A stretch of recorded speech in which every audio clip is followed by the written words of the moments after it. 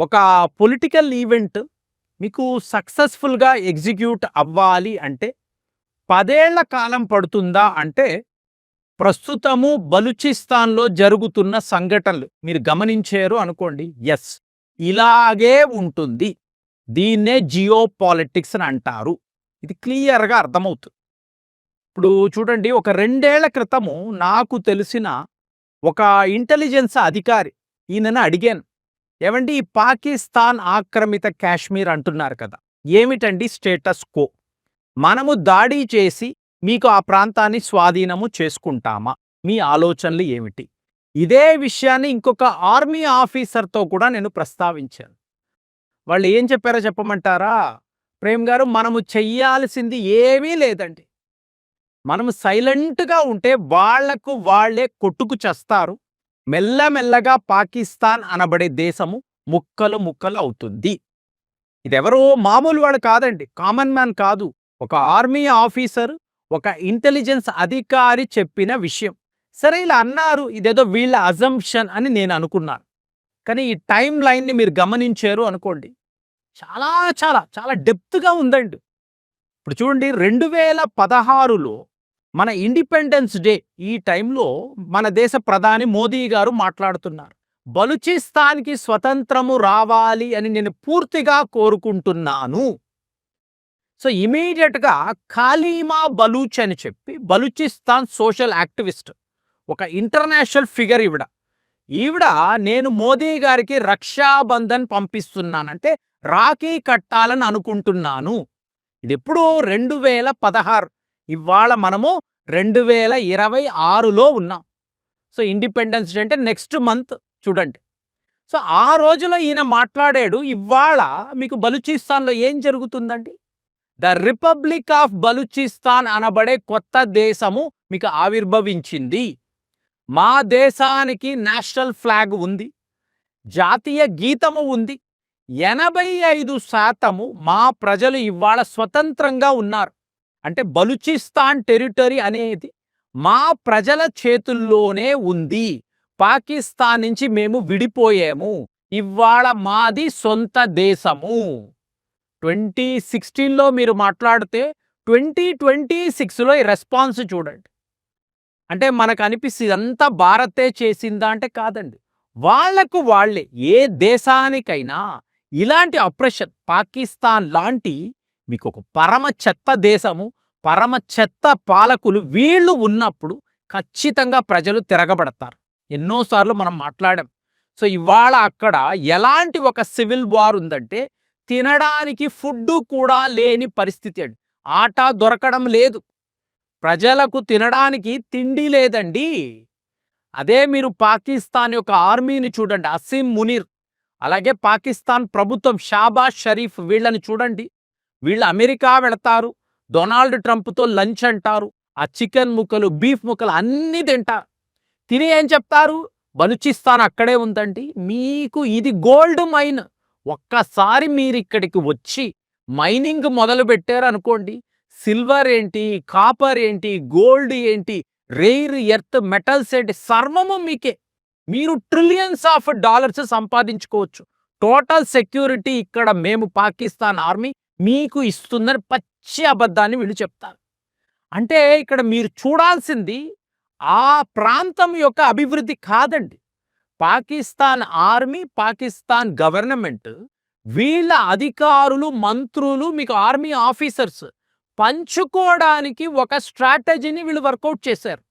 ప్రజలకు రూపాయి ప్రయోజనం లేదండి, వాళ్ళ జీవితాలు ఎక్కడా మెరుగుపడవు. సో అలాంటప్పుడు ఎంతకాలమని వీళ్ళు ఉపేక్షిస్తారు? ఎంతకాలము ప్రజలు అలా చూస్తూ ఉంటారు? ఎవరైనా ప్రశ్నిస్తే ఇద్దరు సహోదరులండి ఇంటికి వచ్చి వీళ్ళు ఆ ట్రక్లో కూర్చోబెట్టుకొని తీసుకెళ్ళిపోయారు. వీళ్ళు తీవ్రవాదులు, వీళ్ళని డీటైన్ చేస్తున్నామని పాకిస్తాన్ ఆర్మీ చెప్పింది. జైలులోనే వీళ్ళిద్దరిని కూడా వీళ్ళు హత్యలు చేశారండి. ఎంత దారుణం చూడండి. ఎంతకాలం చూస్తారండి మీరు? సో ఇప్పుడు మరి భారత్ ఏం చేసింది అంటే, నాకు తెలిసి నా అనాలిసిస్ చూశారనుకోండి, బంగ్లాదేశ్ అనబడే ఈస్ట్ పాకిస్తాన్ 1971లో మనము ఏం చేసామో ఇవాళ 2026లో కూడా సరిగ్గా అలాంటి పని. కానీ డైరెక్ట్‌గా మన సైన్యాన్ని పంపించం. ఒక సైనికుడు ప్రాణము కూడా ఆ ప్రమాదములో పడకూడదు. ఆ రోజుల్లో ఇందిరాగాంధీ మన సైనికులను పంపించి మన వాళ్ళ ప్రాణాలు తీసేరివిడ. వాడెవడి కోసరమో మన సైనికులు ఎందుకంటే ప్రాణాలు పోగొట్టుకోవాలి? ఇవాళ తెలుస్తుంది కదా!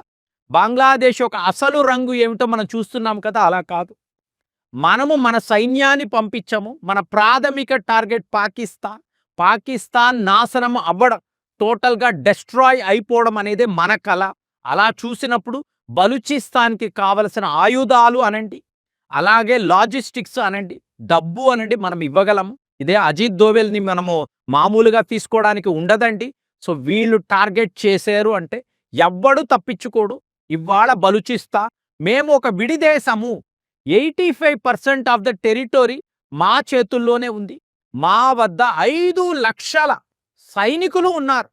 మా వద్ద నేవీ లేదు, ఎయిర్ ఫోర్స్ లేదు. కానీ ఫైటింగ్ చెయ్యగలిగే, పోరాటము చెయ్యగలిగే మీకు సైనికులు ఉన్నారు. వీళ్ళు పాకిస్తాన్ని బలూచిస్తాన్ నుంచి తరిమి వేస్తారు. ఎలా కొట్టాలో అలా కొట్టి తరిమి వేస్తారు.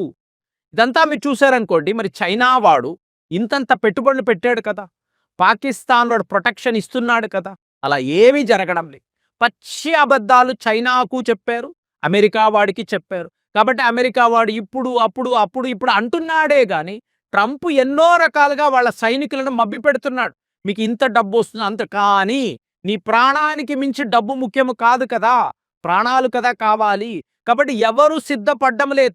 ట్రంప్ తన సొంత ఫ్యామిలీ కోసం ఈ కుట్రలు పన్నుతున్నాడు. కానీ వినడానికి అమెరికా సైనికులు సిద్ధముగా లేరండి. మరి చైనాను చూశారనుకోండి, కమ్యూనిస్టు దేశం కదా!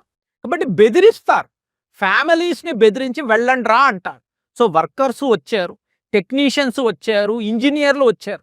సిల్వర్ మైనింగ్ మొదలుపెట్టారు. ఒక్కడు కూడా ప్రాణాలతో తిరిగి వెళ్ళే పరిస్థితి లేదండి. మీకు బలూచ్ లిబరేషన్ ఆర్మీ ఈ మైనింగ్ ల్యాండ్స్ అంటారు చూసారా, 150 మీకు గ్యాస్ ఫీల్డ్స్ ఉన్నాయండి. వాటి మీద చైనా వాడు దృష్టి సారించాడు. సో ఇదంతా నాకే, తీసుకొని వెళ్ళిపోయానంటే బోల్డంత డబ్బు అనుకున్నాడు.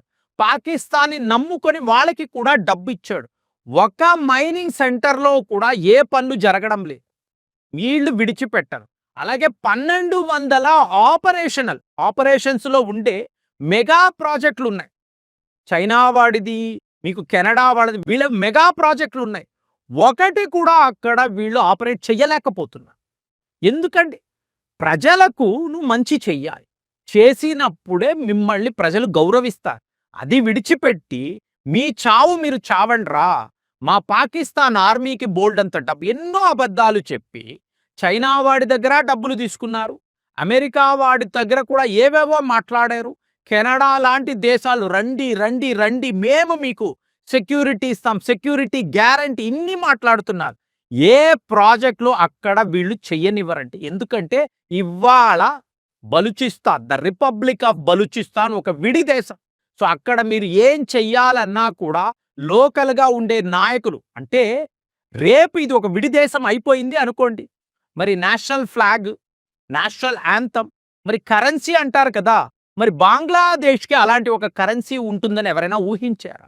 పాకిస్తాన్లో భాగమే కదండి. మరి ఇవాళ పాకిస్తాన్కి మించిన జీడిపి బంగ్లాదేశ్ ఎలా జరిగింది? భారత్ సపోర్టుతో. సో ఇవాళ బలూచిస్తాన్లో ఉండే నాయకులు కూడా మీరు మాతో ఉండండి చాలు, ఈ పోరాటాలు మేము చేస్తాము, పాకిస్తాన్ సైన్యాన్ని, పోలీస్ అధికారులను తరిమి వేస్తాము అంటున్నారు.